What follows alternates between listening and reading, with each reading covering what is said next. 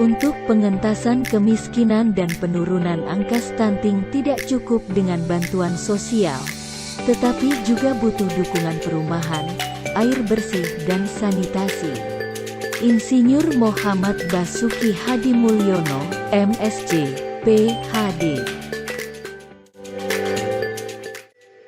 Program BSPS melalui kegiatan peningkatan kualitas rumah swadaya dilaksanakan di seluruh provinsi sebagai stimulan kepada masyarakat, agar secara mandiri dapat memperbaiki rumah yang sudah tidak layak huni, menjadi layak kembali untuk dihuni. Kriteria rumah layak huni adalah 1. Struktur bangunan kuat dan tahan gempa. 2. Luas tempat tinggal cukup bagi penghuninya. 3. Memiliki akses air yang layak untuk diminum. 4. Memiliki akses sanitasi yang layak. Agar bisa menjadi penerima BSPS, calon penerima bantuan harus bersedia berswadaya dan membentuk kelompok penerima bantuan dengan pernyataan tanggung renteng. Melalui program BSPS yang dilaksanakan secara berkelompok ini, masyarakat juga diminta untuk bergotong royong agar bersama-sama meningkatkan kualitas rumahnya.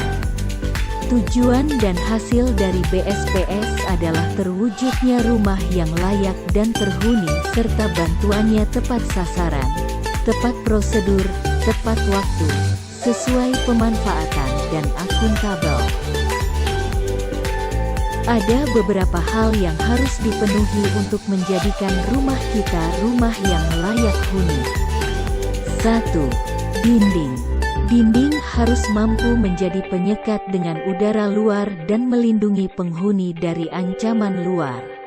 Kombinasi bahan bangunan yang dinilai layak yaitu tembok, plesteran atau anyaman bambu, kayu atau papan dan batang kayu. 2. Atap. Bahan bangunan atap harus kuat agar mampu melindungi penghuni rumah dari panas dan hujan. Bahan yang dinilai layak untuk atap yaitu beton, genteng, seng, dan kayu atau sirap. 3. Lantai. Lantai berfungsi untuk memutus vektor penyakit yang disebabkan bakteri dan kuman dari tanah yang lembab. Bahan bangunan yang masuk ke dalam kriteria lantai layak yaitu marmer atau granit, keramik, parkit atau vinil, tegel atau ubin, kayu atau papan, dan bata merah. 4. Air minum. Sumber air minum dianggap layak jika termasuk dalam 6 jenis sumber air terlindungi adalah ledeng atau pump, sumur bor atau sumur pompa, sumur terlindungi, mata air terlindungi, penampungan air hujan, air minum dalam kemasan. Dengan memperhatikan sumber air untuk keperluan mandi, cuci dan lain-lain. 5. Luas. Ambang batas kebutuhan luas minimum bangunan dan lahan untuk rumah sederhana sehat adalah 7,2 meter persegi per orang. 6. Sanitasi.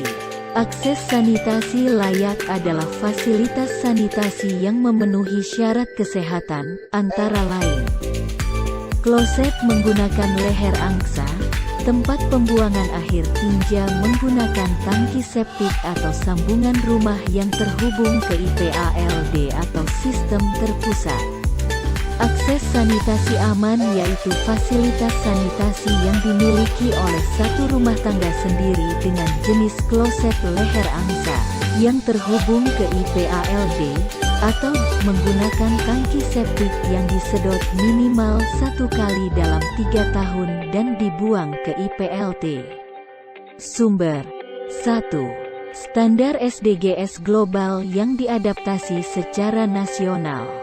2. Kriteria rumah sehat dalam Keputusan Menteri Kimpraswil Nomor 43 Tahun 2002. 3. SNI tentang Rumah Sehat Sederhana.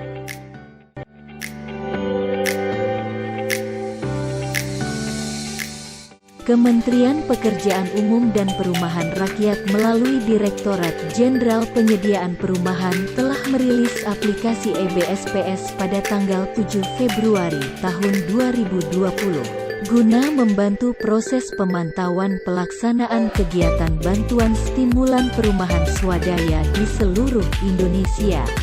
Adanya aplikasi EBSPS yang juga sudah dapat diunduh melalui Play Store, diharapkan dapat digunakan untuk mempermudah pemantauan serta meminimalisir dokumen verifikasi penyaluran BSPS untuk masyarakat. Aplikasi Sistem Informasi Rumah Swadaya atau SIRUS. Aplikasi Sistem Informasi Rumah Swadaya atau SIRUS berfungsi sebagai tempat menyimpan data dan pengguna dapat melakukan monitoring terhadap data-data kegiatan BSPS. Hasil kegiatan BSPS di lapangan nantinya akan disusun dan disajikan ke dalam sebuah laporan secara berkala yang akan digunakan oleh pimpinan di Direktorat Rumah Swadaya sebagai data dan informasi dalam mendukung pengambilan keputusan. Berfungsi sebagai alat bantu monitoring kegiatan bantuan stimulan perumahan swadaya, sejauh mana progres pelaksanaan telah berjalan.